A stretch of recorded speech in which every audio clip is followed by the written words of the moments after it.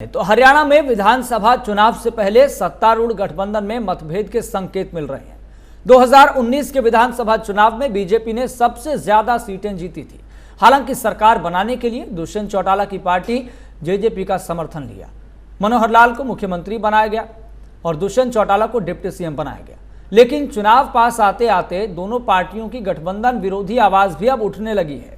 पूर्व केंद्रीय मंत्री और बीजेपी नेता बीरेंद्र सिंह ने गठबंधन को लेकर एक बार फिर से जेजेपी पर निशाना साधा है। बीरेंद्र सिंह ने कहा कि लोकसभा की 10 में से 9 सीटें बीजेपी ने लाखों वोटों से जीती है। केवल रोहतक सीट पर मार्जिन कम था। वहीं 2 लोकसभा सीटों की जीत का मार्जिन देश में दूसरे और तीसरे नंबर पर रहा। इसलिए गठबंधन का सवाल तो तब है जब आपको किसी से लाभ होगा।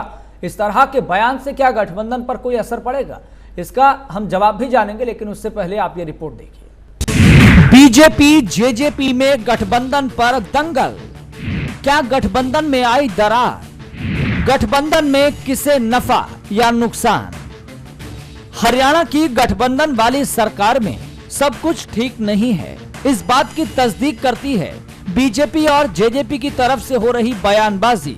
आए दिन कभी बीजेपी तो कभी जेजेपी की तरफ से गठबंधन विरोधी बयान सामने आते हैं। ऐसे में दोनों पार्टियों के बीच इस बढ़ती खाई को आने वाले समय में पाटना मुश्किल हो सकता है। ताजा बयान आया है पूर्व केंद्रीय मंत्री चौधरी बीरेंद्र सिंह का। हरियाणा में बीजेपी जेजेपी गठबंधन को लेकर पूर्व केंद्रीय मंत्री चौधरी बीरेंद्र सिंह और मुख्यमंत्री मनोहर लाल की सियासी मुलाकात हुई। इस मुलाकात के कई मायने भी निकाले जा रहे हैं। हालांकि चौधरी बीरेंद्र ने संकेत दिए हैं कि ये मुलाकात सिर्फ गठबंधन पर चर्चा को लेकर हुई है। उन्होंने कहा कि हरियाणा में बीजेपी को जेजेपी से गठबंधन की कोई जरूरत नहीं है। उन्हें राजनीति में 50 साल हो गए हैं और वो भी सलाह दे सकते हैं। लोकसभा चुनाव में गठबंधन से 2 या 3 सीटें किसी को देनी पड़ जाएंगी। आज जेजेपी के पास ही वोट नहीं है तो वो दूसरों को क्या दिलाएंगे? एक 6 फुट से ऊपर का जवान है, हो सकता है उसमें कहीं कोई हराने की क्षमता ज्यादा हो, तो ओम प्रकाश चौटाला जी की पार्टी को छोड़ के वो ज़्यादा लंबे के साथ लग गए, तो ये यानी वोट नहीं था वो। आज वो वोट जो है, क्योंकि गठबंधन का मतलब तो यही हुआ ना कि जो उनको वोट मिला है वो कुछ बीजेपी को भी दिलवाएं। अगर गठबंधन है, आज उनके पास नहीं है तो बीजेपी को कहां से दिलवाएंगे? चौधरी बीरेंद्र सिंह ने कहा कि लोकसभा में बीजेपी के पास वोटिंग स्ट्रेंथ है। राज्य में बीजेपी दूसरी पार्टियों से काफी मजबूत है। चौधरी बीरेंद्र सिंह ने कहा कि 2024 में हरियाणा में विधानसभा चुनाव होने हैं और इस पर बोलना संभव नहीं है, क्योंकि चुनाव इकट्ठे लड़ा जाएगा या अलग होकर, इस पर सवालिया निशान है। इस दौरान बीरेंद्र सिंह ने अपनी ही पार्टी को सलाह भी दी। उन्होंने कहा कि लोकसभा और विधानसभा अलग ही लड़ना चाहिए। गठबंधन की क्या जरूरत है, इससे कोई लाभ नहीं होने वाला। चौधरी बीरेंद्र सिंह के इस बयान पर जेजेपी नेता दिग्विजय चौटाला ने पलटवार किया। उन्होंने कहा कि अगर कोई नेता पार्टी लाइन से हटकर अपनी पार्टी पर ही सवाल उठाता है तो यह उनकी फ्रस्ट्रेशन को दर्शाता है। बीजेपी जेजेपी का गठबंधन मजबूत है और ये जारी रहेगा। जब कभी भी सवाल खड़े होते हैं तो ये वो धरती है जहां से आज से नहीं बल्कि स्वर्गीय चौधरी देवीलाल जी के ज़माने से साहस, हौसला, ताकत देने का काम इतिहास गवाह है, हुआ है। और पुणे कल की रैली इस बात का प्रमाण है।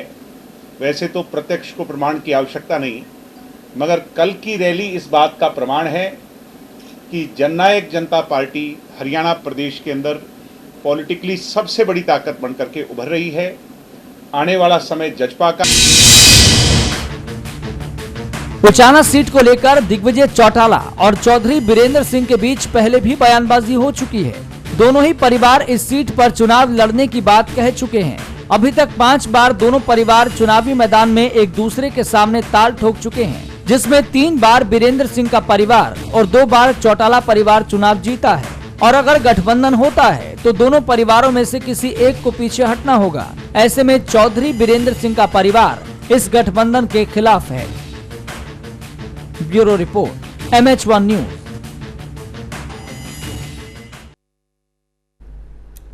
तो आपको बता दें, इन बयानबाजियों के बीच हमारे संवाददाता ने चौधरी बीरेंद्र सिंह से इसी मसले को लेकर बातचीत की है। क्या कुछ कहा गया ये भी आपको सुनवाते हैं।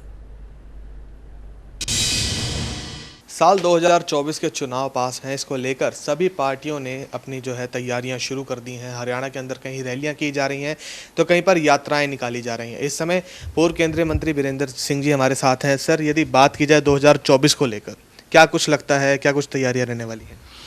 देखिए, चुनावी साल में तो तैयारियां ही होती हैं अपने अपने तरीके से। सभी राजनीतिक दल अब अपने घरों से और अपने दफ्तरों से मैदान में हैं और भारतीय जनता पार्टी का भी अपना एक तरीका है लोगों से संपर्क जोड़ने का, और मैदान में वो भी निकले हैं। और मैं ये समझता हूँ कि हरियाणा में लोगों में ये भी चर्चा है कि हो सकता है चुनाव असेंबली का इस पार्लियामेंट के साथ हो, तो उस तरीके से भी जुड़ने की आवश्यकता है। और दोनों चुनाव होते हैं तो उसके लिए भी तैयारी हमारी है। सर, बीजेपी के दिग्गज नेता आ रहे हैं, रैलियां की जा रही हैं। उसके बाद सर अब हरियाणा के मुख्यमंत्री मनोहर लाल भी फील्ड में उतर चुके हैं, बिमला देवी फील्ड में उतर चुके हैं। क्या लगता है सर 2024 को लेकर क्या कुछ रहने वाला है? देखिए, अब ये तो कोई ज्योतिषी बता सकता है क्या रहेगा।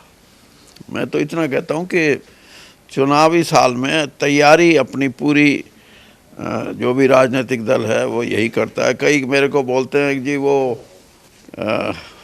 उस पार्टी के लोग ये कहते हैं हम राज बनाएंगे, हम जीतेंगे। तो मैंने कहा भाई ये तो होता ही है, कोई ये थोड़ा कहेगा कि हम चुनाव तो लड़ रहे हैं लेकिन हम हारेंगे।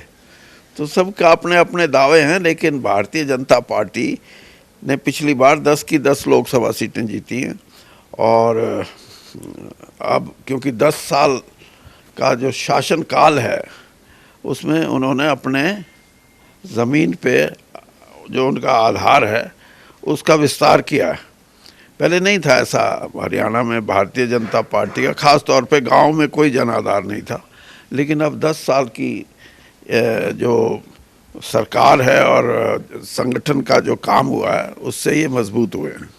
यदि सर बीजेपी और जेजेपी गठबंधन की बात की जाए, उसको लेकर भी बहुत ज़्यादा सर विवाद भी देखने को मिला, इसके साथ बयानबाजियां भी देखने को मिली।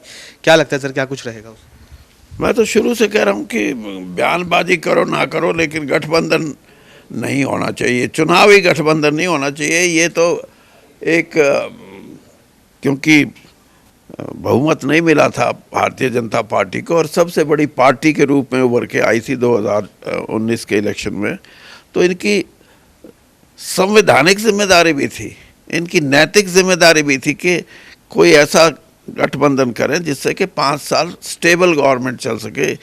हरियाणा के लोगों को बीच में चुनाव में कूदने की नौबत ना आए, उससे खर्चे भी बढ़ते हैं और फिर अस्थाई सरकार होने पे काम नहीं होते पूरे। तो सर हरियाणा के मुख्यमंत्री मनोहर लाल से कल आपकी करीब 1.25 घंटे बैठक चली है, क्या कुछ मुद्दों पर चर्चा रही सर? कोई मुद्दा ऐसा बचा नहीं जिस पर चर्चा नहीं हुई हो। जो आप कह रहे वो भी हुआ, चुनावी राजनीति पे भी हुआ, गठबंधन पे भी हुआ, और इनकी जो कार्यशैली है सरकार की उस पर भी हुआ, संगठन की कार्यशैली पर भी हुआ। और मैंने यहाँ तक कहा कि भारतीय जनता पार्टी के जो कार्यकर्ता हैं उनको अगर नया जोश आप नहीं भरोगे तो उनकी जो शिथिलता है वो कहीं ना कहीं हमारे को नुकसान करेगी। तो इसलिए हमारे को अपने कार्यकर्ताओं में एक ऐसी स्पिरिट के साथ आगे बढ़ाना चाहिए जिससे उनको लगे कि हमारे को तीसरी बार सरकार बनाने में, क्योंकि कोई भी नेता कितनी बड़ी बात करे लेकिन कोई चुनाव जीतना वो नेता के हाथ में नहीं या प्रचार के हाथ में नहीं, वो कार्यकर्ता है जो आपके एक एक वोट का हिसाब रखता है और उसी के कारण से आपको जीत मिलती है और उसी के कारण से उसकी शिथिलता से आपको हार भी मिलती है। हरियाणा के मुख्यमंत्री मनोहर लाल अब फील्ड में उतर रहे हैं और मंत्री भी फील्ड में उतर रहे हैं। सर आपका क्या कुछ रहने वाला है? क्या कर रहे हैं मंत्री?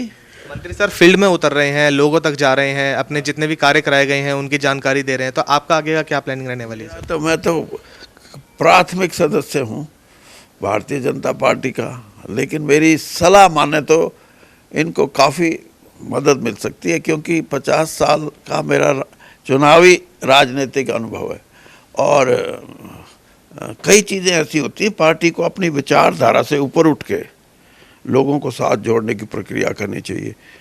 सिर्फ आप ये कहो कि पार्टी कार्यकर्ता और पार्टी का दर्शन, फिलॉसफी, ये दो नहीं, तीसरा लीडरशिप बहुत ज़रूरी है। कोई ये कहे कि हमारी पार्टी में लीडरों की ज़रूरत नहीं, वो कोई पार्टी ऐसे नहीं चलती। तो ये सारी चीज़ें इकट्ठा होकर काम करती हैं, तभी हम जीत की तरफ बढ़ते हैं। ये थे हमारे साथ पूर्व केंद्रीय मंत्री चौधरी वीरेंद्र सिंह, जिनसे हमने खास बातचीत की। कैमरा मैन जितेंद्र के साथ मृदुल यादव, एमएचएन न्यूज़, चंडीगढ़। तो हरियाणा में सियासी गलियारों में एक सवाल बहुत तेजी के साथ घुमर रहा है, क्या बीजेपी और जेजेपी का गठबंधन टूटने वाला है? क्योंकि दोनों ही राजनीतिक दलों की नेताओं की तरफ से ऐसी बयानबाजी की जा रही है, क्या ये मानकर चला जाए कि गठबंधन में अब दरार आ गई है, जिसको पाटना भी अब मुश्किल हो गया है? इसी मसले पर हम चर्चा करेंगे। हमारे साथ मेहमान हमारे जुड़ गए हैं, परिचय आपका हम करा देते हैं। हमारे साथ बीजेपी प्रवक्ता प्रोफेसर वीरेंद्र चौहान, हमारे साथ जेजेपी प्रवक्ता अजय गुलिया और राजनीतिक विश्लेषक योगेश कौशिक जी हमारे साथ जुड़ गए हैं। आप तीनों का बहुत बहुत स्वागत है इस खास कार्यक्रम में जुड़ने के लिए। अजय गुलिया जी, इस कार्यक्रम की शुरुआत मैं आपसे करूंगा। भाई, जेजेपी बीजेपी के साथ गठबंधन क्यों नहीं तोड़ देती? इतना अपमान क्यों सह रही है जेजेपी? इसमें अपमान की कोई बात ही नहीं। आप ये मान करके चले कि भारतीय जनता पार्टी कवि चौधरी वीरेंद्र सिंह के बयान के साथ खड़ी हुई। उनके प्रवक्ताओं ने भी, वीरेंद्र चौहान जी बैठे हैं, काफी सीनियर प्रवक्ता हैं, ये भी एक ही बात कहेंगे, ये उनकी निजी राय है। और जब हरियाणा प्रदेश के मुख्यमंत्री इस बात को स्पष्ट कर चुके हैं, देश के गृह मंत्री और भाजपा के वरिष्ठ नेता अमित शाह जी इस बात को स्पष्ट कर चुके हैं, जेपी नड्डा जी इस बात को स्पष्ट कर चुके हैं, पर हमारे नेतृत्व की तरफ से भी स्थिति बिल्कुल स्पष्ट की जा चुकी है, तो इसमें कोई गुंजाइश नहीं रह जाती। देखिए, मैं तो एक चीज, इससे बढ़कर एक चीज और कहना चाहता हूँ कि जब बीजेपी ने बार बार उनके बयान को निजी बयान बताया और उससे पीछे हटने का काम किया कि इससे भारतीय जनता पार्टी का कोई लेना देना नहीं है, वो उनके निजी बयान हो सकते हैं कार्यकर्ता के एक प्राइमरी मेंबर के तौर पे, तो आप जैसे टीवी चैनल को तो इस विषय पर डिबेट ही नहीं करनी चाहिए। जब उनकी स्वयं की पार्टी उनके बयान को निजी बयान बता रही है, और वीरेंद्र सिंह जी तो पहले दिन से चाह रहे थे कि गठबंधन टूट जाए, तो सरकार बनने के 15 दिन बाद से नहीं चाह रहे थे, और जब गठबंधन हुआ वो तब नहीं। अजय गुलिया जी, चौधरी वीरेंद्र सिंह कोई छोटे मोटे नेता तो है नहीं, है ना? जब उनकी तरफ से ये कहा जाए कि भाई गठबंधन की जरूरत ही नहीं है, जेजेपी वाले बीजेपी को क्या फायदा पहुंचाएंगे, उनके पास तो खुद की वोट नहीं है, वो ये बात कह रहे हैं, तो आप ये छोटा बयान समझ रहे हैं? इससे पहले मुख्यमंत्री मनोहर लाल ने ये कह दिया कि भाई सरकार हमारी है, फिर आपके ही प्रदेश अध्यक्ष निशांत सिंह ने यह कह दिया कि भाई सरकार उनकी है तो हमें भी जुटना पड़ेगा, हमें भी अपनी सरकार बनानी है। इन बयानों को भूल गए सर आप? यहाँ पर एक चीज मान के चले कि प्रत्येक राजनीतिक दल का, ये वीरेंद्र चौहान जी भी बैठे हैं, मैं भी यहाँ बैठा हूँ, दोनों प्रवक्ताओं की भी ये सोच है कि मेरा दल ज्यादा से ज्यादा एक्सपेंड हो, ज्यादा से ज्यादा सीटें हमारे दल की आए, या और कांग्रेस के भी लोगों की सोच ये होगी कि उनका दल बढ़े। हमारी भी सोच यही है कि हम अपनी इतनी सीटें लेकर के आए कि हमारा मुख्यमंत्री हो। देखिए, विस्तारवादी सोच होना किसी राजनीतिक दल के लिए गलत नहीं है। अगर भारतीय जनता पार्टी ने ये बात नहीं सोची होती अपने दल का विस्तार करने की, तो क्या वो 84 में 2 सीटों से आज 2014 में इतनी सीटों पे आते? या कोई और भी राजनीतिक दल है, किसी के भी उदाहरण ले लीजिए आप, सभी राजनीतिक दलों की ये सोच होती है कि वो अपने दल का विस्तार करे, ज्यादा से ज्यादा लोगों को, कार्यकर्ताओं को अपने साथ जोड़ने का काम करे, ये सब की सोच होती है। आज तो हमारा विरोधी भी है, अगर उसकी भी ये सोच है कि अपने दल को बढ़ाए, तो उसमें ये लोकतांत्रिक है, वो लोकतांत्रिक क्या कर रहे हैं, ऐसा कुछ नहीं है। ठीक है, लेकिन मैं एक चीज जरूर मानता हूँ, देखिए आप जो उसको एक दूसरे पर्सपेक्टिव में देखें, तो वीरेंद्र सिंह की एक पर्सनल चीज है जिसको हम मिटा नहीं सकते, वो किसी से भी नहीं मिट सकती। वो कह रहे हैं जननायक जनता पार्टी के पल्ले कुछ नहीं, जिस प्रकार की उन्होंने कहा जरूरत नहीं। तो ठीक है अजय गुलिया जी, मैं आपके पास आऊंगा। ठीक है, वीरेंद्र चौहान जी के पास चलते हैं। वीरेंद्र चौहान जी, गठबंधन को लेकर भविष्य क्या है? लेकिन वीरेंद्र सिंह तो ये कहते हैं भाई प्रदेश में भारतीय जनता पार्टी का मजबूत जनाधार है। 2019 में जो प्रदर्शन रहा, 10 ऐसी लोकसभा सीटों में अच्छा प्रदर्शन भारतीय जनता पार्टी ने किया, लगातार जनाधार मजबूत हो रहा है, तो भाई पार्टी को जो गठबंधन है वो तोड़ देना चाहिए। इससे पहले जो तमाम निर्दलीय विधायकों के साथ आपके प्रभारी विप्लव देव ने बैठकें की, उसमें भी निर्दलीय विधायक ये कहते हुए नजर आए कि भाई गठबंधन की जरूरत नहीं है, तोड़ दीजिए। देखिए, भारतीय जनता पार्टी एक प्रजातांत्रिक दल है, देश का नहीं दुनिया का सबसे बड़ा लोकतांत्रिक दल। यहाँ अब हमारे जो कार्यकर्ता हैं, नेता हैं, उनको अपनी व्यक्तिगत राय रखने का अधिकार है, परंतु पार्टी में, संगठन में अंततोगत्वा चाहे गठबंधन का मामला हो या दूसरे ऐसे महत्वपूर्ण निर्णय, वो आम राय से सब कार्यकर्ताओं, नेताओं से जो संगठन के व्यवस्थाएं हैं उसके हिसाब से चर्चा और विमर्श करके शिखर नेतृत्व द्वारा लिए जाते हैं। भारतीय जनता पार्टी के शिखर नेतृत्व ने 2019 के जनादेश को देखते हुए हरियाणा को एक स्थिर सरकारी, जैसे कहते हैं स्थिर और स्थायी और जिसमें अधिकतम प्रतिनिधित्व हो जनता का, ऐसी सरकार देने के लिए जननायक जनता पार्टी के साथ गठबंधन किया। जब हम सरकार बना रहे थे, आपको ध्यान होगा, आपके दर्शक भी जानते हैं, हरियाणा के सब लोगों को ये बात पता है कि 2019 में सरकार बनाते वक्त भी हमारे साथ पर्याप्त संख्या में निर्दलीय विधायक खड़े थे, बिना शर्त के खड़े थे। जेजेपी आए या ना आए इस विषय पर विमर्श किए बिना या इस बात को लेकर कोई शर्त लगाए बिना वे भारतीय जनता पार्टी के साथ खड़े थे। भारतीय जनता पार्टी के पास उस समय भी केवल निर्दलियों के आधार पर सरकार गठित करने का विकल्प मौजूद था, परंतु हमने एक अधिक व्याप वाली सरकार, अधिक जिसकी स्वीकार्यता हो ऐसी सरकार, अधिक जिसमें प्रतिनिधित्व हो ऐसी सरकार और जो जिसे कह सकते हैं स्थायी और स्थिर सरकार वो देने के लिए जजपा के साथ हाथ मिलाया। और जब हमने हाथ मिलाया मित्र, तो उस समय जजपा और हम एक साथ हो गए। इनकी भी सहमति बनी इस बात पे कि हम एक स्थिर सरकार के लिए एक साथ आएंगे। ठीक है। तो जिस मकसद, जिस मंतव्य के साथ 2019 में ये गठबंधन बना था, पोस्ट पोल अलायंस था, वो कार्य इस गठबंधन ने अब तक बखूबी किया है, आज भी कर रहा है। आपने हमारे प्रभारी विप्लव देव जी की निर्दलीय विधायकों से वार्ता का जिक्र किया। जी, हमारे मेहमान हमारे साथ लगातार जुड़े हुए हैं, लेकिन मेहमानों की तरफ रुख करने से पहले जो बयानबाजियां गठबंधन के मसले पर हो रही है वो भी आपको सुनवाते हैं। कि जब कभी भी सवाल खड़े होते हैं तो ये वो धरती है जहां से आज से नहीं बल्कि स्वर्गीय चौधरी देवीलाल जी के ज़माने से साहस, हौसला, ताकत देने का काम इतिहास गवाह है, हुआ है। और पुणे कल की रैली इस बात का प्रमाण है। वैसे तो प्रत्यक्ष को प्रमाण की आवश्यकता नहीं, मगर कल की रैली इस बात का प्रमाण है कि जननायक जनता पार्टी हरियाणा प्रदेश के अंदर पॉलिटिकली सबसे बड़ी ताकत बनकर के उभर रही है। आने वाला समय जजपा का है। एक 6 फुट से ऊपर का जवान है, हो सकता है उसमें कहीं कोई हराने की क्षमता ज़्यादा हो, तो ओम प्रकाश चौटाला जी की पार्टी को छोड़ के वो ज़्यादा लंबे के साथ लग गए। तो ये यानी वोट नहीं था वो, आज वो वोट जो है, क्योंकि गठबंधन का मतलब तो यही हुआ ना कि जो उनको वोट मिला है वो कुछ बीजेपी को भी दिलवाएं अगर गठबंधन है, आज उनके पास नहीं।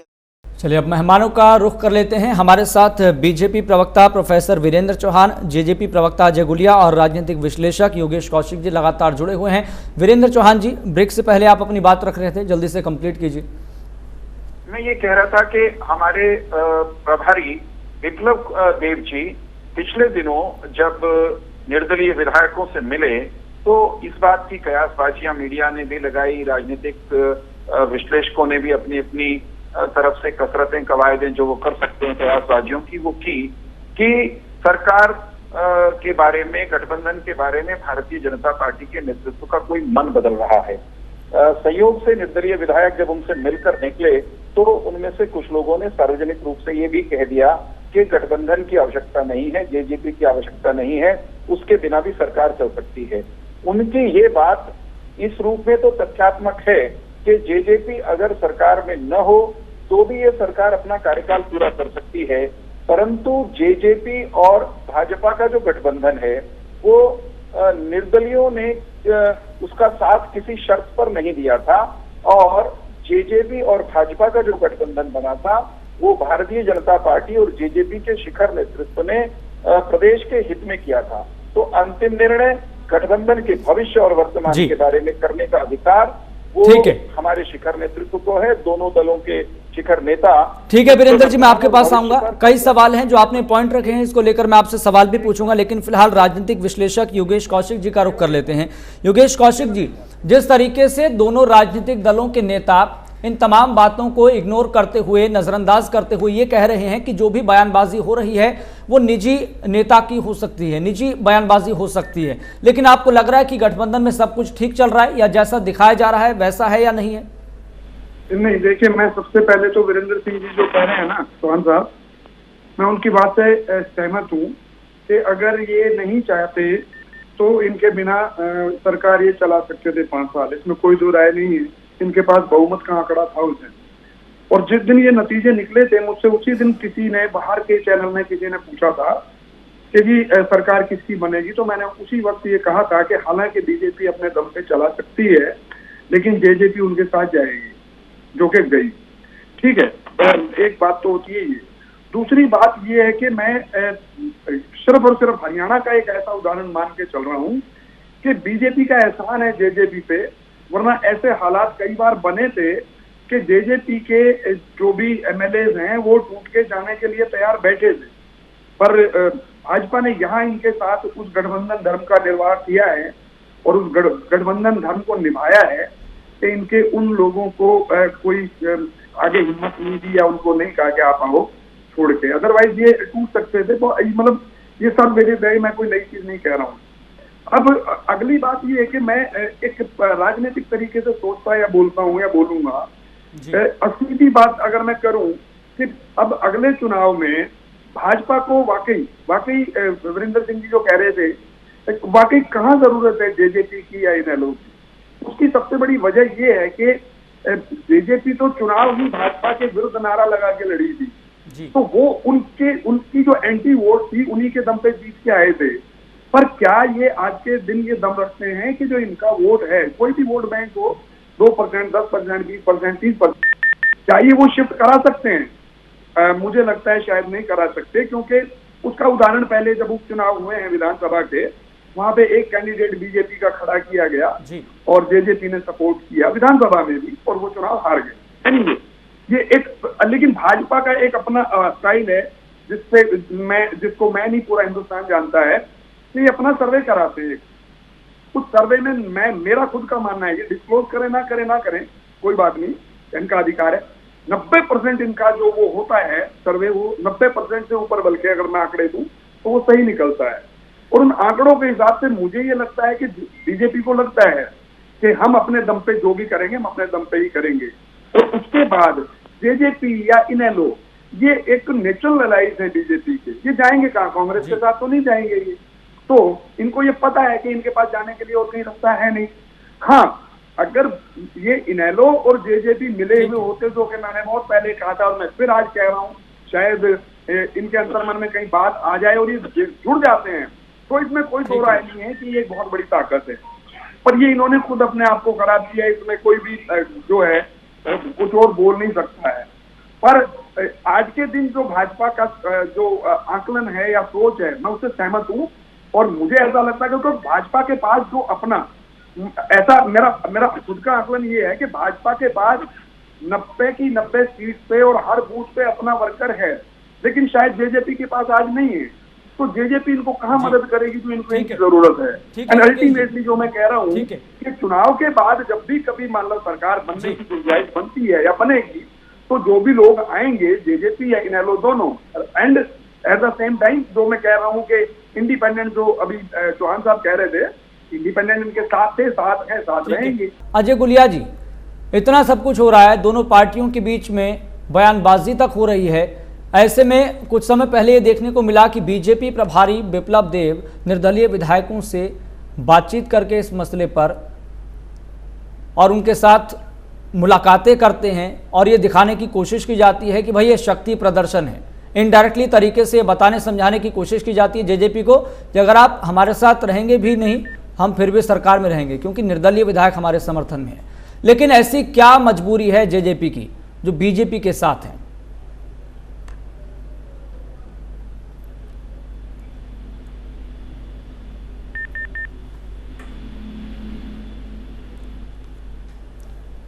अजय गुलिया जी, आपकी आवाज हम तक नहीं पहुंच पा रही है। नहीं, समझ नहीं होगी जी ये तो बात रखिए।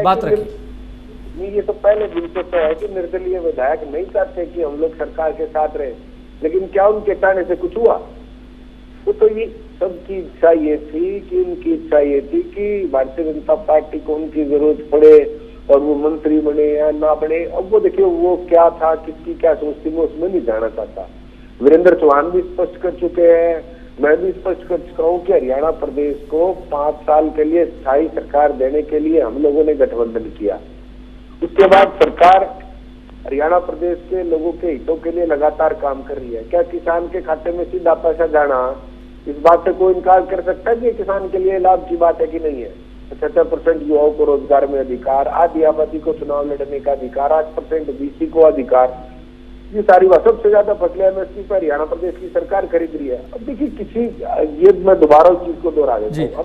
लेकिन अजय गुलिया जी और वीरेंद्र चौहान जी, मेरा आप दोनों से सवाल है, क्या ये बात क्या पार्टी के कार्यकर्ताओं को परेशान नहीं करती होगी? क्या शीर्ष नेतृत्व अगर एक दूसरे के खिलाफ इस तरह से बयानबाजी कर रहा है, पहले ये कभी कहा जाता है कि भाई आपने कोई एहसान नहीं किया हमें समर्थन देकर, आपको इसके बदले में मंत्री पद दिए गए हैं, फिर ये कह दिया जाता है कि सरकार तो हमारी है, फिर निशांत सिंह कहते हैं कि भाई हम भी इस काम में जुटे हुए, सरकार हम भी बनाएंगे, फिर दिग्विजय चौटाला ये कह रहे हैं कि भाई वीरेंद्र चौहान तो फ्रस्ट्रेट हो गए हैं, अपनी पार्टी के नेता उन्हीं की बात नहीं सुन रहे हैं, इसलिए वो ऐसा बयान दे रहे हैं। क्या आपको नहीं लगता कि दोनों पार्टियों के कार्यकर्ताओं के बीच में एक नेगेटिव मैसेज जाता होगा? शीर्ष नेतृत्व अगर एक दूसरे के खिलाफ बयानबाजी करता है तो इन बयानबाजियों को फिर रोका क्यों नहीं जाता अगर सब कुछ ठीक है तो?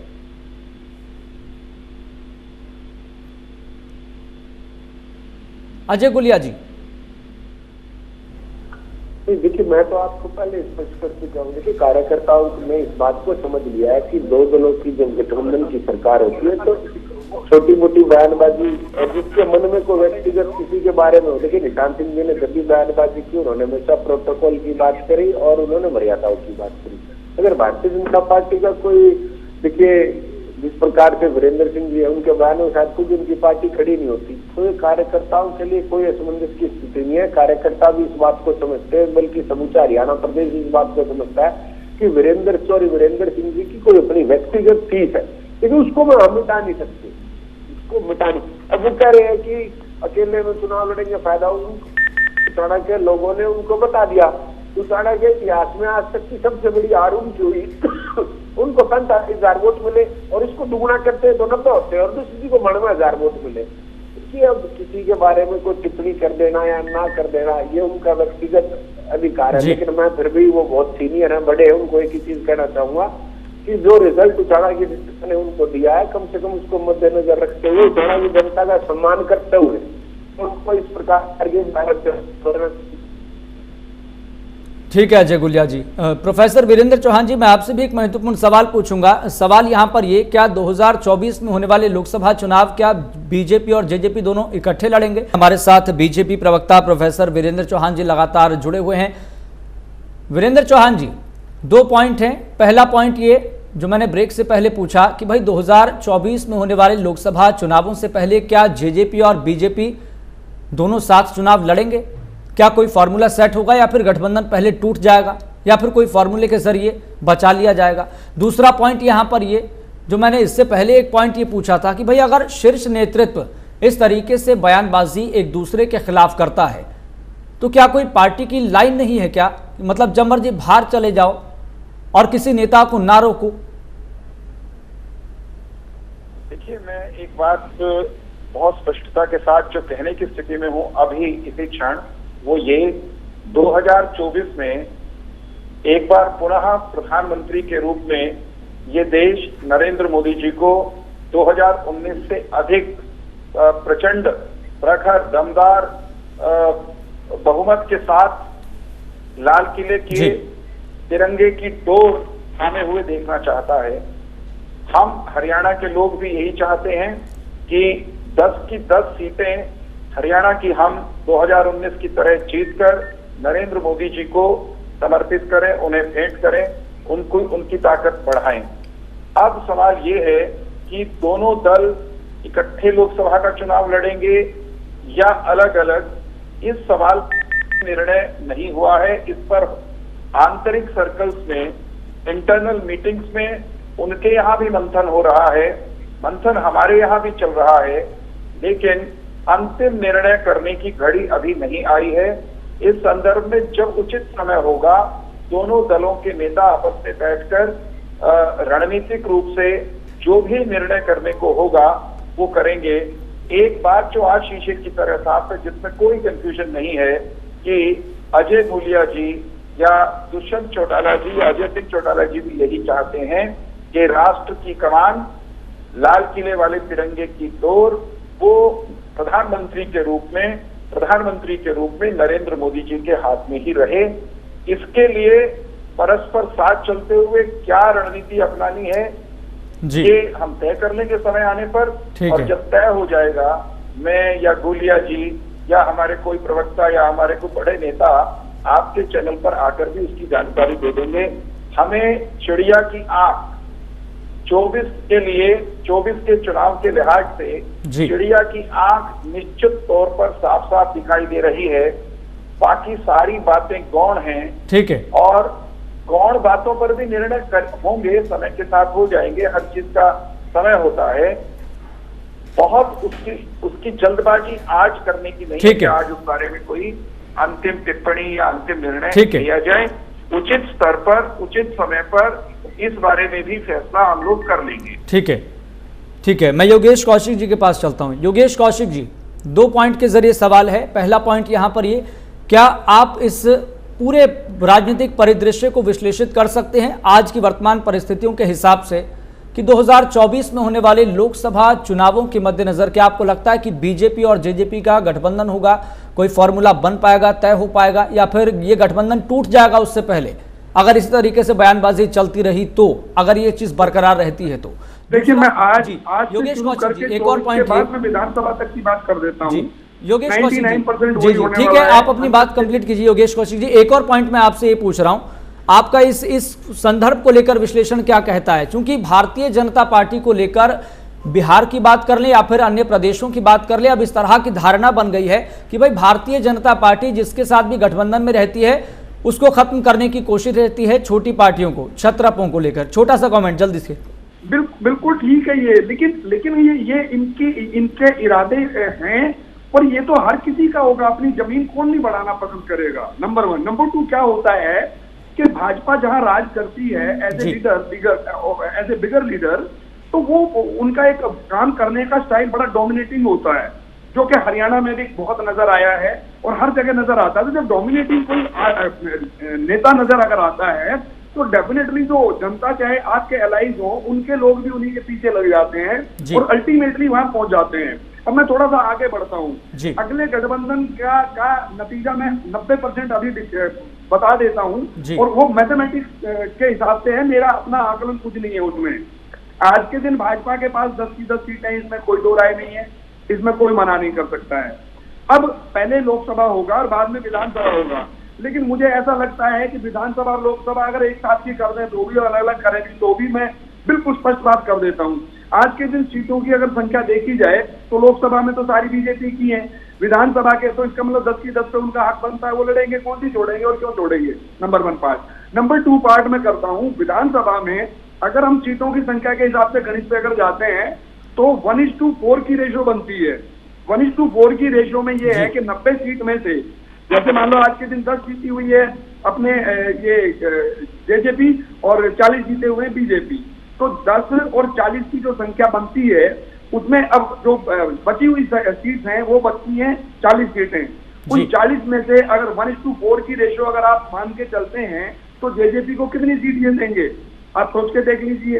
तो तो वो क्या जेजेपी 20-25 सीट पे लड़ने के लिए तैयार हो जाएगी या 20-22 पे लड़ेगी? नहीं लड़ेगी।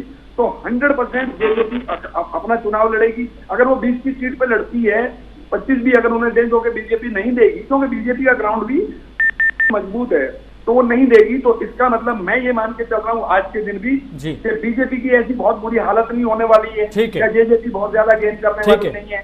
तो बीजेपी अपने दम पे 90 की 90 पे लड़ेगी और जेजेपी भी 90 की 90 पे लड़ेगी।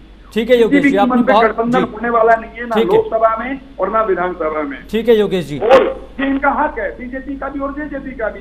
इन्हें भी अपना ग्राउंड तलाशना है, उन्हें भी करना है अपना ग्राउंड और मजबूत। ठीक है, बहुत महत्वपूर्ण पॉइंट आपने रखा है। बहुत बहुत शुक्रिया सभी मेहमानों का इस खास कार्यक्रम में जुड़ने के लिए। तो इस खास कार्यक्रम में आपने देखा कि तमाम नेताओं की क्या प्रवक्ता है और ख़ास तौर पर जो वक्तव्य रखे गए हैं, जो अपनी बात रखी गई है, उसके ज़रिए एक जो राजनीतिक तस्वीर निकलकर सामने आ रही है उसके मायने क्या हैं। हमारे खास कार्यक्रम में इतना ही। आप जुड़े रहें और देखते रहें MH1 न्यूज़।